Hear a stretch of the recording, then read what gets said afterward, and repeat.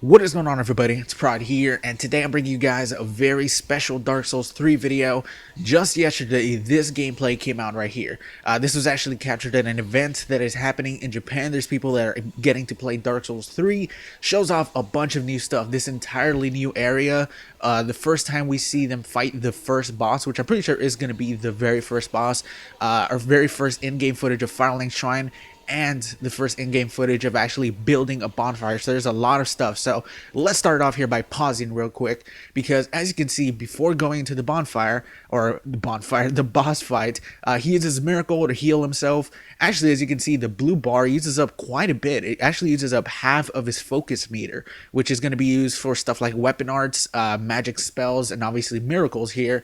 And same goes for, like, miracles always used up stamina, used up about 70% of his stamina. So that's typical. So let's move on up ahead here. But that's quite a bit, half of the meter, just kind of fill up your health a bit, because obviously he didn't want to waste his Estus Flask, because at this point I'm guessing that you are limited to the amount that you have. But he started fighting the boss, and the boss does not look very hard. It looks very, pretty slow. It looks like anybody with at least 1 or 2 practice runs will be able to get him pretty easily. But this is, people have been complaining, oh man, this boss is too easy. But I mean, I'm guessing this is gonna be the first boss, and typically the first boss is pretty easy. It's just to kind of get used to the game again, get used to the rolling mechanics against the boss once again. And so it's going to be sluggish. If you guys remember the Asylum Demon, he was this huge, really intimidating boss with this giant weapon, until you realize, oh, he's actually not that hard, because I can just plunge from this area, take pretty much half his health, and then just kind of walk behind him, because he's super big and fat and can't hit me from behind, and just kind of chip away at his health really slow. And that's the way. There's always some type of maneuver or way to make a boss easier, and this one is just slower. But as the fight progresses, pause right here, the big abnormality on his back comes out, which is going to be the new feature in Dark Souls 3 that we haven't seen in the Souls games so far. We've seen in Bloodborne, it's kind of like Bloodborne, where at a specific point, they just have a second phase, and this giant abnormality on his back, if you look carefully, he's always had it on his back. It wasn't something that just came from within him. This little black tentacles were always on his back, whispering in his ear.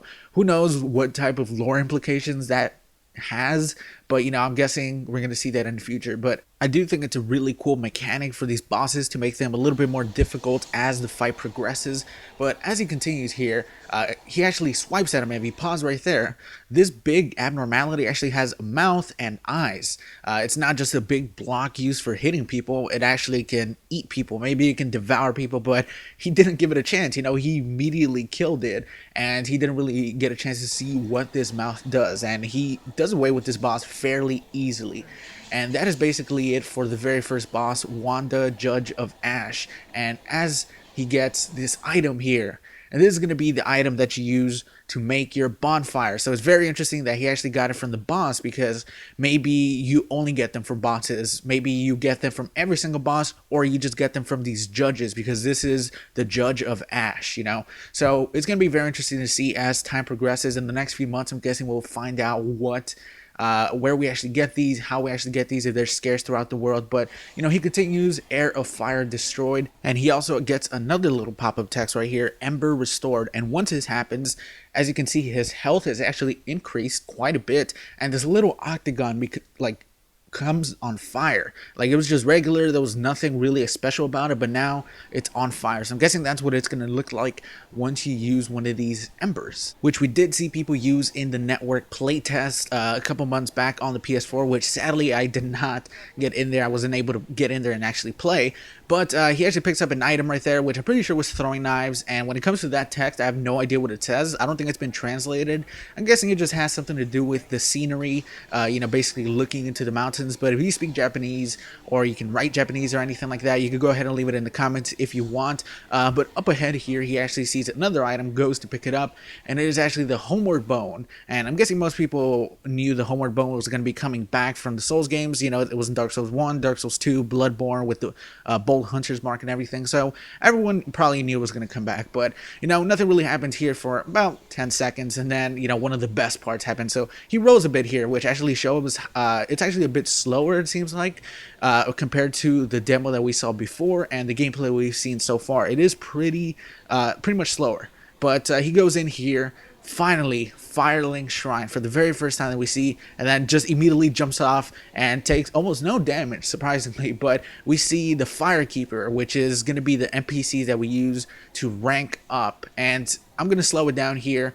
And actually, I'm going to pause it because you see all the stats. And in order, I'm going to show you guys and tell you guys because it has been translated. So from top to bottom, it is Vigor, Focus, which is the blue bar, Endurance, Vitality, Strength, Dexterity, Intelligence, Faith, and Luck, which luck is new. I'm not entirely sure what luck is going to do. Maybe it's going to help you have some type of critical meter where you're going to be able to get criticals, do more damage when doing backstabs. Who knows? But of course, you see the HP, the FP, focus points, of course. And those are the only things that are actually, I can tell what they are. I have no idea. I'm guessing it's going to be similar to, you know, like poisoning and stuff like that, the other meters there. And he just allocates his points, puts them into specific things there, and then levels up, basically. And then that's basically where it ends. Except one last thing. He makes his bonfire, which is the very first time we've seen an in-game bonfire making. He just basically makes it with that sword that he got from the boss, which is very interesting. And that is where it ends. Bonfire lit, and that is where the guy stops playing. But it's pretty fucking awesome, man. So much new things from this gameplay.